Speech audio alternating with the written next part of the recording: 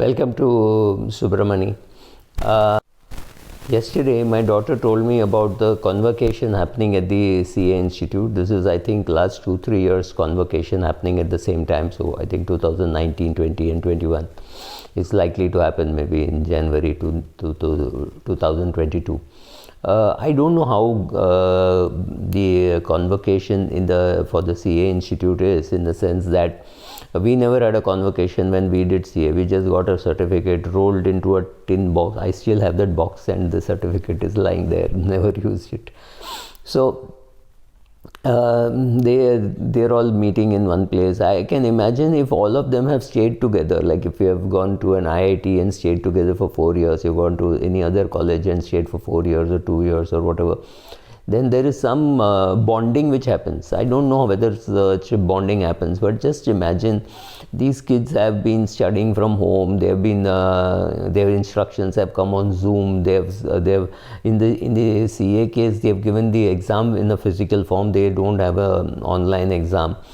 But just imagine what has happened is, they've all got their jobs, and last 2 years they have not done any bonding.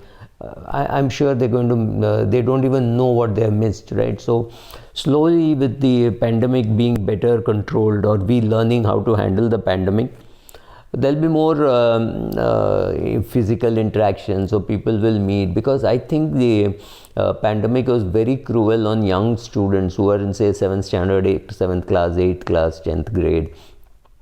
That's the age when you're trying to bond with your friends and becoming better friends than those who were to go to college. People like my daughter, she hardly saw the inside of a college last 2.5 years or whatever, 2020, 21 and now maybe even 22.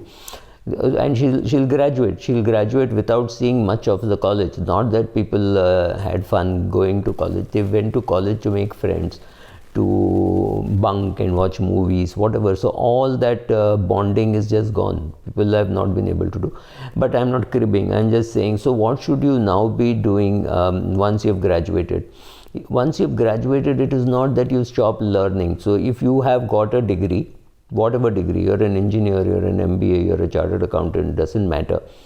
And if you're not learnt Excel, and when I say learnt Excel, I'm saying instructor led, not just what you have learnt online and online classes, etc. That's all fine, but you please join a class. Don't just depend on free videos. Join a class, learn Excel, learn PPT. It may not go out of fashion very quickly, though people are not using. I don't use PPT at all for my lectures, but it is necessary while you are talking to people to organize your thoughts. So PPT is useful just for organizing your thoughts. When you write down a summary, you write down an article which is 1000 words or 2000 words, but when it has to be conveyed to a group, you want to make it into a PPT, at least for yourself.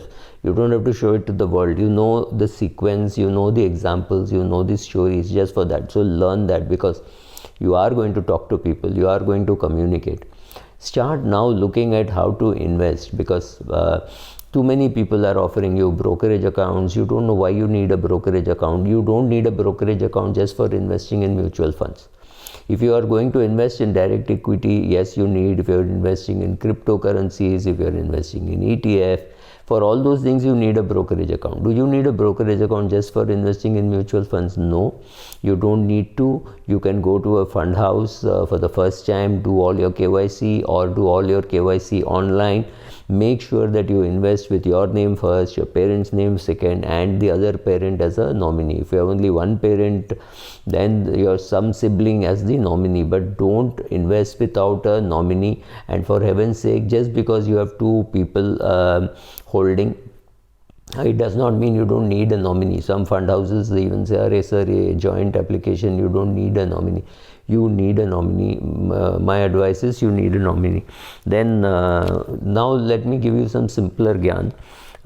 First of all, there is enough evidence in behavioral finance to show that when you keep comparing yourself to somebody above, there will be a lot of stress. Can I expect a 22-year-old not to compare himself or herself with a classmate who has got a placement?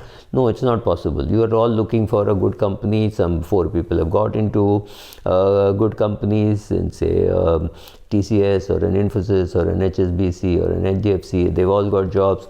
You have not yet been placed, so there is going to be anxiety. But don't let that anxiety turn to stress, because constant comparison, once in a while saying, oh, that guy got placed good, well, this girl got placed well, that's different. But constant comparison is likely to add to your stress. So stay away from comparison as much as possible. And also, if there is comparison, make sure that it is healthy. Go and talk to the person, congratulate, ask what happened, what questions did they ask, what did that person answer. Do that. Talk to your professors, talk to your seniors, prepare yourself better, right? At least in India, living with parents is still not taboo, so staying with your parents is a big safety net, so you can take a little more risk.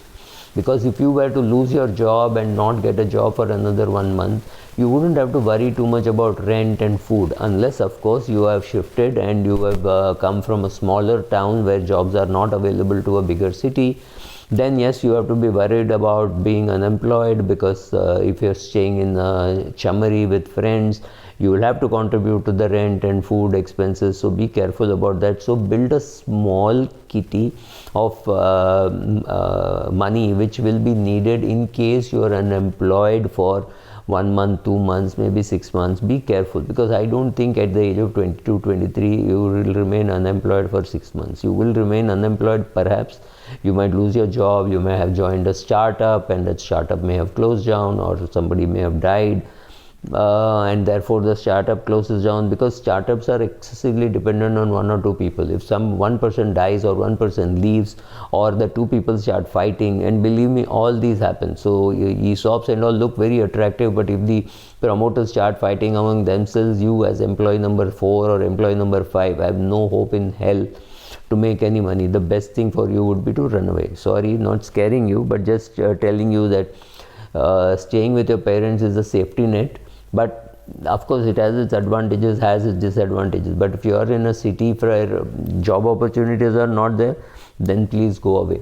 Also, you have finished your education and you do not know what else to get educated about, please do a return on investment.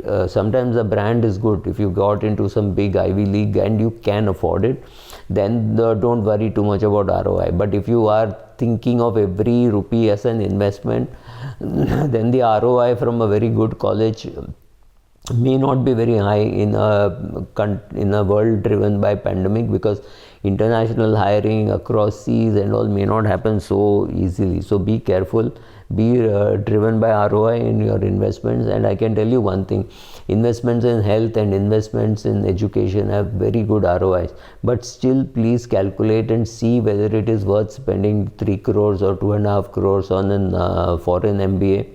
If you can get, because if you can get into a foreign MBA, maybe you can get into an Indian MBA. An Indian MBA would cost you say 30 lakhs.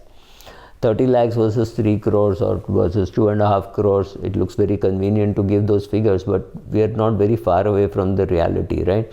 So check that. And very important, you're still young, you've graduated, first job, start investing. Start investing if you're very, you are in a big city and you can walk across to a fund house, you can do that, or you can do everything online today. All those facilities are available. But please understand, if there is somebody between you and the fund house, whatever it be an app, it be an individual, it be a bank, anybody, that person, there will be an intermediation cost. If you can't see the intermediation cost, it is still there. It's like a tiger in the bushes. You know a tiger is there in the bushes. You don't have to see it. The tiger has already seen you. So you will be paying charges. Be careful. Understand the label of the investment that you make and the food that you eat. That's the most important thing that I can tell you. So start small, but start. You don't need a brokerage account. You can just start with a simple mutual fund. That's also good. Also understand that this is a long-term investment, so don't worry about saying, oh, I can do only 500 rupees a month, I can do only 1000 rupees a month. Does not matter. Just start. Getting into that habit is very useful, because 500 can become 1000, 5000, 10,000, 5 lakhs. You don't even realize how quickly time flies. And you will thank yourself, you will thank me later on saying, oh God, thank God I started with at least 500, because a lot of people would say, 500 से क्या होगा, कुछ नहीं होगा, चलेगा, but start तो करो, right, as simple as that. So go get started as an investor day one of your earning. Thank you.